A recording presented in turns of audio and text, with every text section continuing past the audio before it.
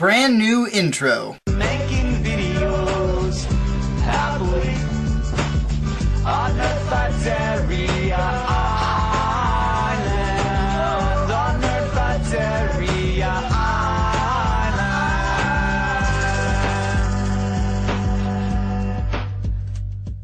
And now for your listening pleasure, I will read the first chapter of my new book that I wrote during November for NaNoWriMo. I will be voicing a 13-year-old girl, so try to look past that as this 17-year-old boy reads Chapter 1. When I was younger, I made the decision to never laugh. By younger, I mean 5 years ago. By never laugh, I mean to never lose control of myself chuckling, or chortling, or anything in a teenage girl's checklist of annoying giggle fits. Let me explain. When I was 8, I used to hang out with Jessie a lot more than I do now. That's because the 8-year-old mentality is if you live on the same street, you're the best of friends. After all, we had no other option.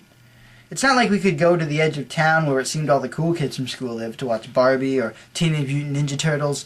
What you saw is what you got in our case.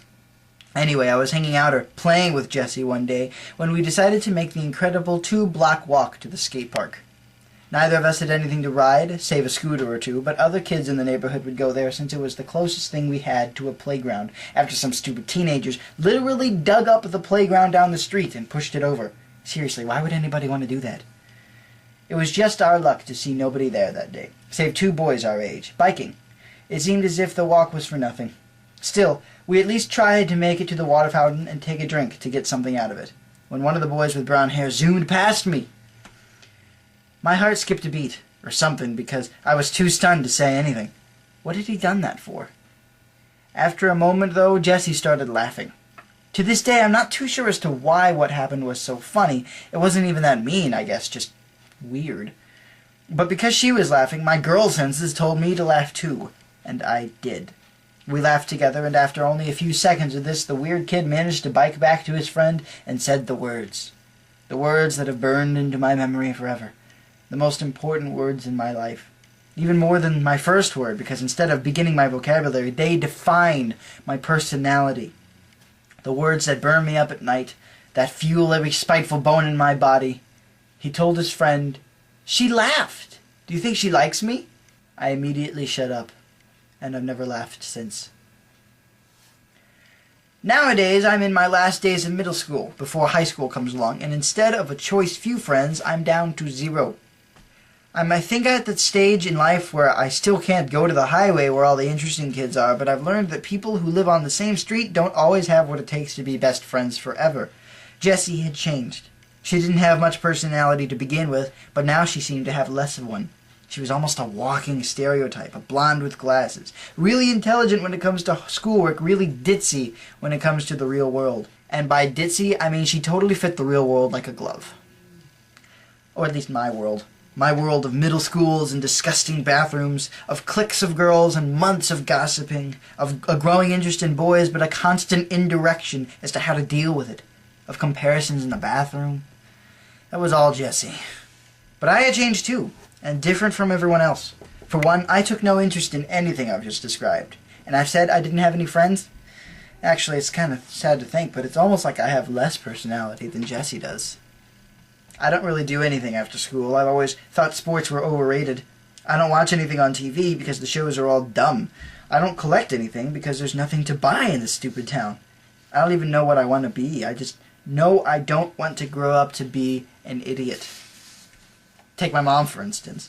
Ever since I was 5, we've been living here by ourselves. She didn't want the city crowding me, endangering me. Now that we're in a safe environment, I have less freedom than I did when I was 5.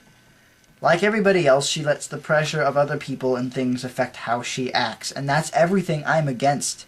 Sure, she has a good reason for acting this way, so that's why I don't get as upset with her as I would be with somebody else. And don't get me wrong, she's a great woman. I love her to pieces, but sometimes she can be a real pain. All she does is worry and freak out if I'm 2 minutes late from school. Take an average day in April, for instance. The trees have been budding since March, but it was finally getting warmer, too. I walked into my house at promptly 3:17, and she was sitting in the living room, waiting for me. She muted the TV. "Cassie, where were you?" She looked at me dead serious as she put down the remote. "What?" I answered her, confused. I said, where were you? School gets out at 3 and it's 15 minutes walking home. Where were you? See my point? I rolled my eyes, but not in a dramatic, facetious way.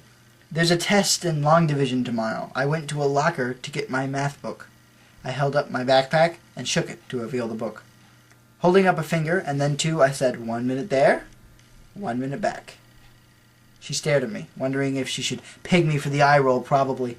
After another moment or two, she waved her hand. Fine, you can go. Almost sadly, I went through the living room and down the hall to my room. It was always a little disheartening when my mom got worked up over nothing, because she did it all the time. After that many times, you almost wanted to have something to be upset about. My room was a quaint little space, painted in a light brown shade. There was a bed in one corner, a window in another. The corner across the window had my dresser, and next to it, a desk. Beside the window in the other wall was a closet packed with an incredible 3 dresses. And they weren't even really dresses, more like 2 outfits and 1 dress used only for when we drive to Tennessee to see another cousin get married. I plopped my backpack on the desk with no intention to actually open it anymore today, and fell back on my bed, in the hopes that sleep would alleviate my boredom for an hour or two. I was tired the next day, for after a nap and dinner I had only a few hours to cram for the test I was supposed to have studied for all week. I have no idea how I could have been so lazy with nothing to do, but I found a way. So by morning I was a walking zombie with a backpack full of math. At least, I was told I was as I closed my locker before the first bell. You look like a walking zombie with a backpack full of math. Danny pointed out. Danny was and is the bozo from my childhood.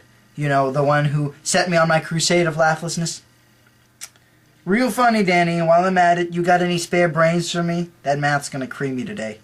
Nah, why would I help a zombie? An ugly member of the living dead like you just eats brains. You never use them. He said it all smiling, with a grin that could proverbially punch the Cheshire Cat's heart out. It was like he took actual pleasure from being mean to me. Anyway, see you, zombie. I answered, in total sarcasm mode. Great. Now I was a cranky zombie. As the bell rang, I stole a look in the bathroom mirror. I didn't look that bad. Math actually didn't go as bad as I thought it would. Probably because it was just a summary quiz and had absolutely nothing to do with long division. I was still a little miffed at this and asked Miss Ann, the math teacher, about it, and all she could say was, I said the test was to prepare for the long division, not for you to actually prepare for it. I'm sorry, but if it makes you feel better, we'll have a long division test next week. Oh, in that case, you've just made my day. Jessie wasn't a help either. Remember how she laughed real easy back when we were 8? Still hadn't changed. In lunch line, it was murder. I can't believe you actually thought we were testing in long division. Cassie, it was only taught to us last week. You really think they'd test us so soon?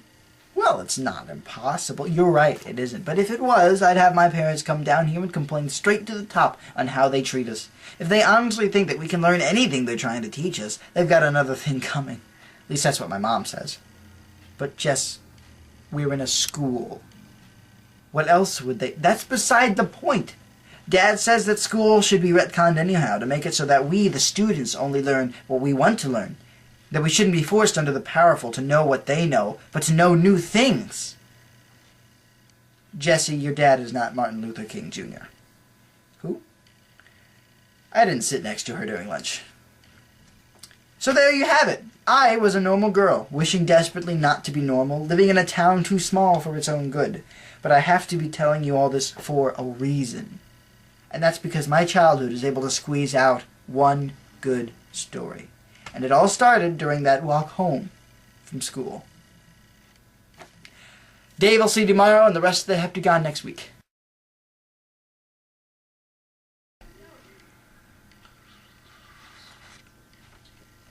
Oh, this is the best cup I've made yet.